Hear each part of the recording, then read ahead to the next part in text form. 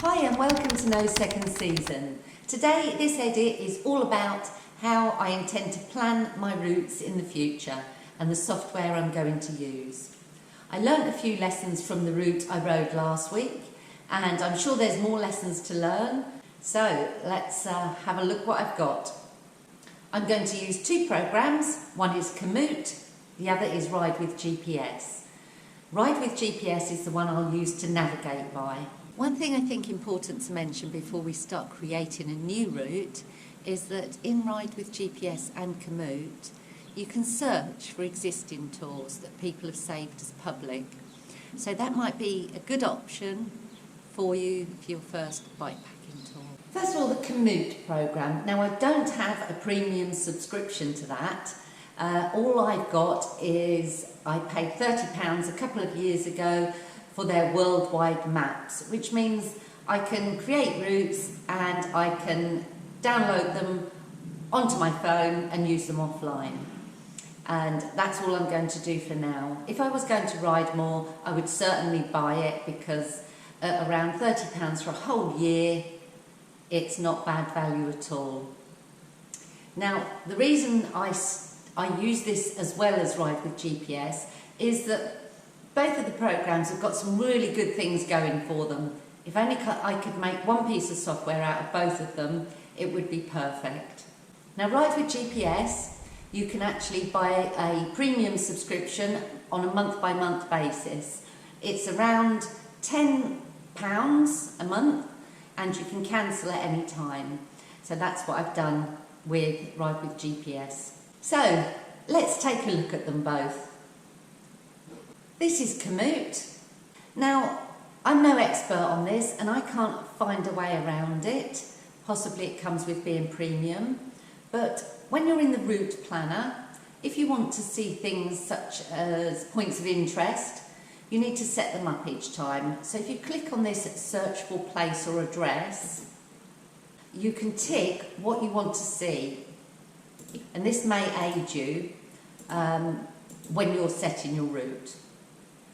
So tick the things that interest you. I'm interested in campgrounds, accommodation, water fountains, public toilets, mountain passes,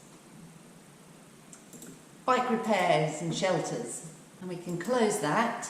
Now, what's really good about Komoot is it caters for all different sports. So we've got hiking, bike touring, mountain biking, road cycling, running, gravel riding, even mountaineering. But what I'm going to set mine to is enduro mountain biking. And the reason I do that is because I want it to give me routes that are as much as possible off paved roads. Next we need to set the fitness. I've set it to athletic. I know I'm not, but I set it to that again so it doesn't bypass mountains and hills. I obviously want to be in the mountains and hills. And also you need to set route type. Now I always use one way. I don't use the round trip. It just gets very messy. So I would suggest using the one way. And you can still do your loop, but you have to do it kind of manually. Now we've set the defaults, we're going to start plotting the route. So we need a starting point. And I'm going to set it somewhere here near my house. Now a very annoying point with Komoot is if you zoom out a reasonable amount so you can see what's going on, all the place names disappear, which is actually really frustrating. And one reason why I don't like it. Now we enter the end point, and because I can't see the place names without zooming in miles, and then it'll take a long while to find it, I'm going to type it in. So what we're going to do today is a test route from Lavington to Falls Creek.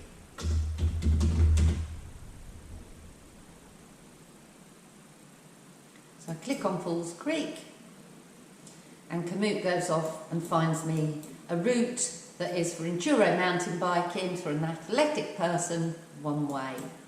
And what we can see is that Komoot has offered me an absolutely fantastic route on cycle paths, on the rail trail, and then from Talangata it drops off all through the hills, off-road.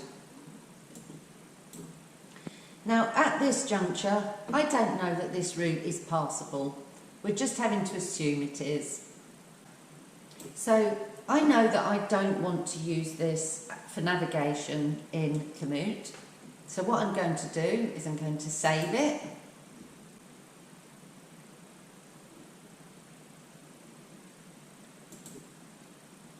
So we'll call it Test from Hamilton Valley to Falls Creek. And then what I want to do is I want to export it as a GPX file. And to do that, you click Export to GPS device. And that will open a GPX file in the bottom left-hand corner of your screen here. Now what we'll do is we'll go to Ride with GPS. And again, we're in Ride with GPS route planner. There aren't many settings in Ride with GPS. We'll just have a look through them.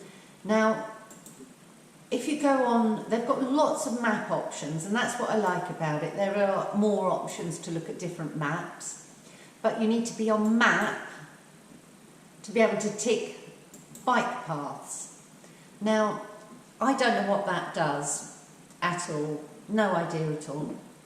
Now, the other thing you can set here, you can set cycling, driving and walking, and that's all. So you can see it's nowhere near as configurable to your sport as Komoot is. So Komoot wins over massively on that.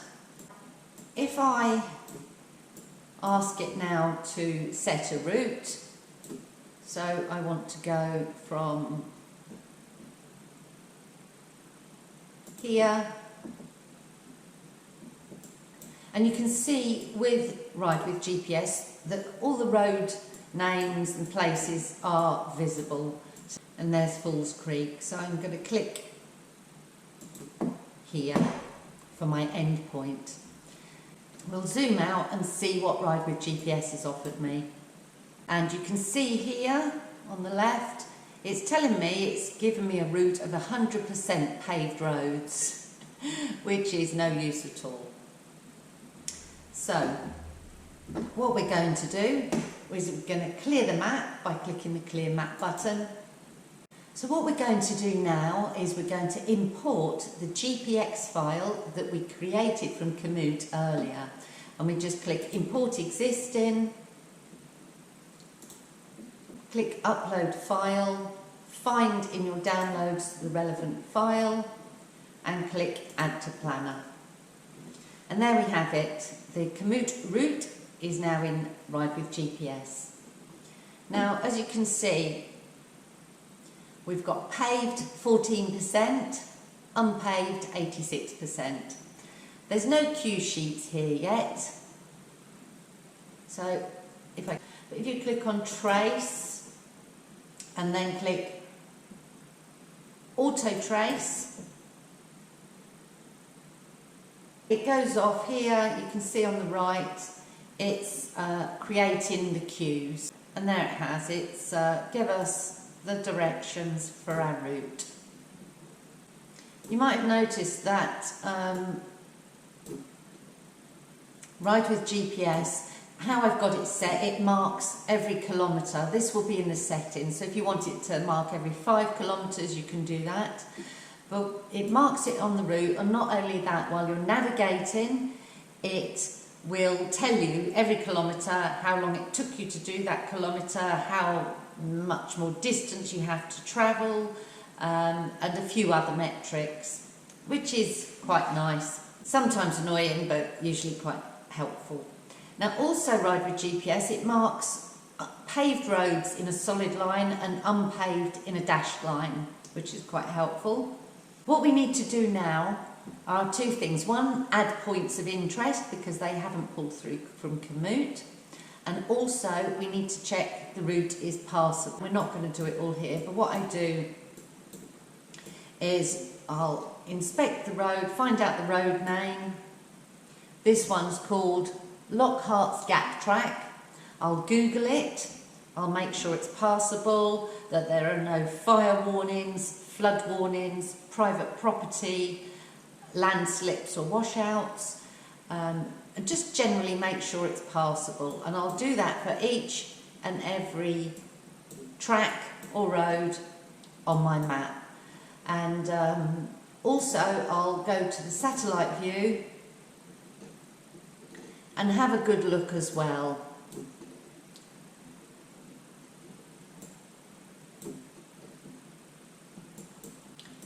We need to put on points of interest. Now, let's see if we can find anything interesting. For example, I might put on any river crossings, any water opportunities. So where I can see a water opportunity on here, I'll mark it.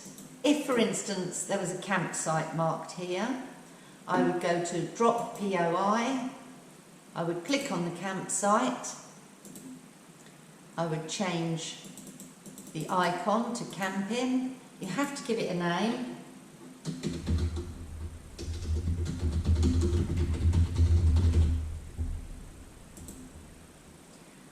And that's saved that on your map. I would mark any toilets, any water opportunities, any perhaps loops that could take you back home in case of an emergency, any shops or accommodation. So once we know it's passable and we've added all our points of interest, what we want to do is we want to save it, which is the bottom left hand corner. Now you can make routes here public, private or friends only. You can do exactly the same in Komoot. So I'm setting it to private and we'll save this route. And while you're here, you can send it to your device. Now, if you opened the app, the Ride with GPS app on your phone, you'd probably find it in your routes anyway. So this is going to send it to my Android. So it's told me I've received it, and do I want to download it? And yes, I do. And it's got a great little app, very easy to use.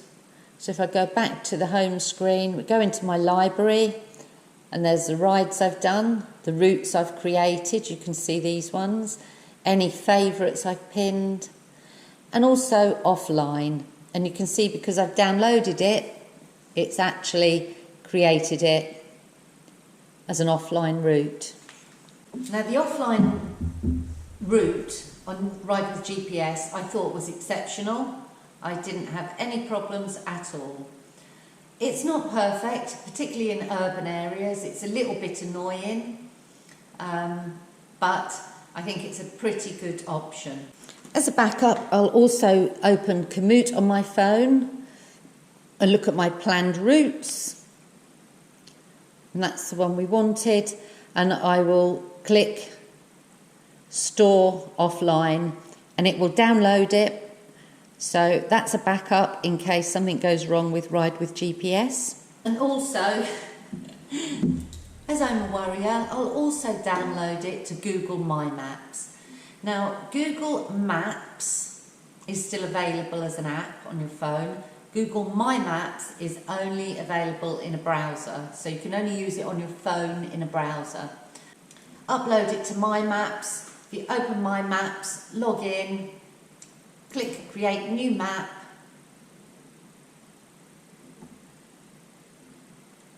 import, browse, find your download,